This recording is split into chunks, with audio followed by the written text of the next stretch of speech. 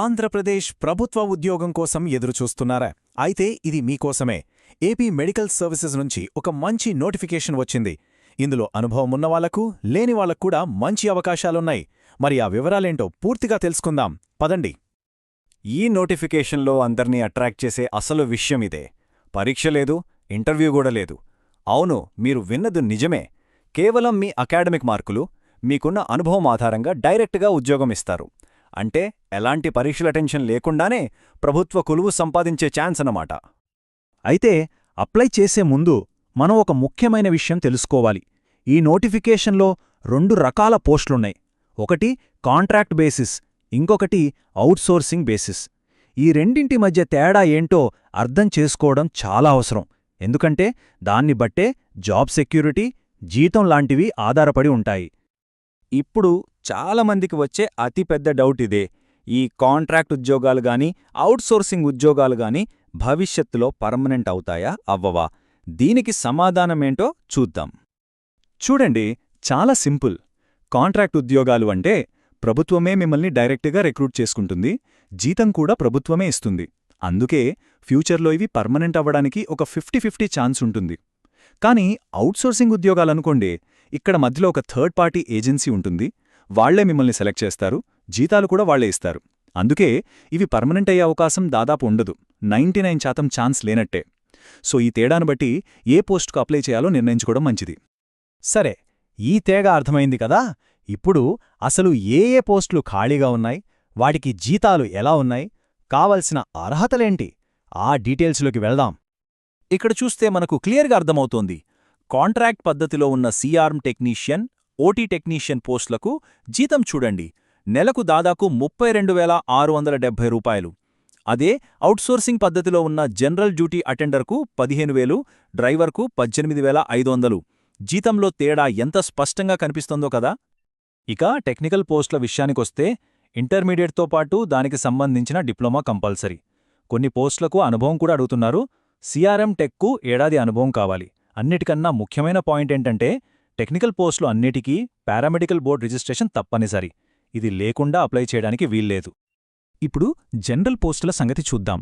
ఇవి చాలామందికి అందుబాటులో ఉండే అవకాశాలు. జనరల్ డ్యూటీ అటెండర్, క్లీనర్ లాంటి పోస్టులకు జస్ట్ 10th క్లాస్ పాస్ అయితే చాలు. ఎలాంటి ఎక్స్పీరియన్స్ కూడా అవసరం లేదు. డ్రైవర్ పోస్టుకు మాత్రం 10వ తరగతితో పాటు హెవీ వెహికల్ లైసెన్స్, ఒక 2 ఏళ్ల అనుభవం అడిగారు. ఈ మొత్తం నోటిఫికేషన్లో 10వ తరగతి అర్హత ఉన్నవాళ్లకు ఇదొక గోల్డెన్ ఆపర్చునిటీ అని చెప్పొచ్చు. జనరల్ డ్యూటీ అటెండర్ పోస్ట్, దీనికి కేవలం 10th పాస్ అయితే చాలు. వేకెన్సీలు కూడా దీనికే ఎక్కువగా ఉన్నాయి. కాబట్టి అర్హత ఉన్నవాళ్లు అస్సలు మిస్ చేసుకోవద్దు. ముందే చెప్పినట్టు ఈ ఉద్యోగాలకు ఎలాంటి పరీక్ష లేదు. మరి సెలక్షన్ ఎలా చేస్తారు? అభ్యర్థుల స్కోర్ను ఎలా లెక్కిస్తారు? ఆ ప్రాసెస్ ఏంటో ఇప్పుడు క్లియర్గా చూద్దాం. మీ సెలక్షన్ మొత్తం 100 మార్కుల స్కోరు మీద ఆధారపడి ఉంటుంది. ఇందులో మేజర్ షేర్ అంటే 75 మార్కులు మీ చదువులో వచ్చిన మార్కులకే ఇస్తారు. అంటే అకాడమిక్స్లో ఎవరికి మంచి పర్సెంటేజ్ ఉంటే వాళ్లకే ఎక్కువ ఛాన్స్ ఉన్నట్టు. ఆ తర్వాత 15 మార్కుల అనుభవానికి, మిగిలిన 10 మార్కులు మీరు మీ క్వాలిఫికేషన్ ఎప్పుడు పూర్తి చేశారు అనే దానికిస్తారు. అనుభవానికి కేటాయించిన 15 మార్కులను కూడా చాలా పద్ధతిగా విభజించారు. ముఖ్యంగా కోవిడ్-19 టైంలో డ్యూటీ చేసిన వాళ్లకు ఎక్కువ వెయిటేజ్ ఇస్తున్నారు.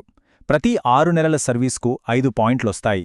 అదే గిరిజన ప్రాంతాల్లో పనిచేస్తే 6 నెలలకు 2.5 పాయింట్లు, గ్రామీణ ప్రాంతాల్లో అయితే 2 పాయింట్లు, పట్టణ ప్రాంతాల్లో అయితే 1 పాయింట్ ఇస్తారు.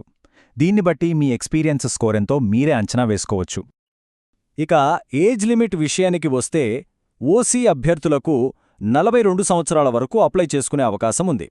ఎస్సీ, ఎస్టీ, బీసీ అభ్యర్థులకు 5 ఏళ్ల సడలింపు ఇచ్చారు. అంటే వాళ్లు 47 సంవత్సరాల వరకు కూడా దరఖాస్తు చేసుకోవచ్చన్నమాట. సరే, అన్ని విషయాలు తెలుసుకున్నాం కదా. ఇక ఫైనల్గా మోస్ట్ ఇంపార్టెంట్ పార్ట్, ఈ ఉద్యోగాలకు ఎలా అప్లై చెయ్యాలి, ఫీజెంత ఉంటుంది, లాస్ట్ డేట్ ఎప్పుడు, ఆ వివరాల్లోకి వెళ్ళిపోదాం. ఇక్కడ చాలా ముఖ్యమైన విషయం ఒకటుంది. ఇదందరూ గుర్తుపెట్టుకోవాలి. ఈ ఉద్యోగాలకు కేవలం పాత తూర్పుగోదావరి జిల్లాకు చెందిన స్థానిక అభ్యర్థులు మాత్రమే అర్హులు. వేరే జిల్లాల వారికి అవకాశం లేదు. దరఖాస్తు ఫీజు వివరాలు ఇలా ఉన్నాయి. ఓసీ, బీసీ కేటగిరీల అభ్యర్థులు 750 రూపాయలు చెల్లించాలి. అదే ఎస్సీ, ఎస్టీ అభ్యర్థులైతే 500 రూపాయల ఫీజు చెల్లించాల్సి ఉంటుంది. దరఖాస్తు చేసుకోవడానికి సమయం చాలా తక్కువగా ఉంది. డిసెంబర్ 18న అప్లికేషన్లు తీసుకోవడం మొదలుపెడితే డిసెంబర్ 27తోనే ముగుస్తుంది. కాబట్టి ఒక్కరోజు కూడా ఆలస్యం చేయకుండా వెంటనే అప్లై చేసుకోవడం మంచిది. ఇంకో ముఖ్యమైన విషయం, ఇది ఆన్లైన్ అప్లికేషన్ కాదు. మీరు నింపిన అప్లికేషన్ ఫామ్ను, కావలసిన డాక్యుమెంట్లను తీసుకుని నేరుగా కాకినాడలోని రంగరాయ మెడికల్ కాలేజీలో ఇవ్వాల్సుంటుంది. ముగించే ముందొక ప్రశ్న.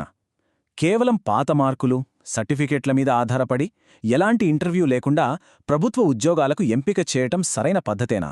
దీనివల్ల నిజమైన ప్రతిభావంతులకు న్యాయం జరుగుతుందా? లేక అభ్యర్థి కమ్యూనికేషన్ స్కిల్స్, వ్యక్తిత్వం లాంటివి తెలుసుకోలేకపోవడం ఒక లోపమా? ఈ విధానం గురించి మీరేమనుకుంటున్నారో ఒక్కసారి ఆలోచించండి.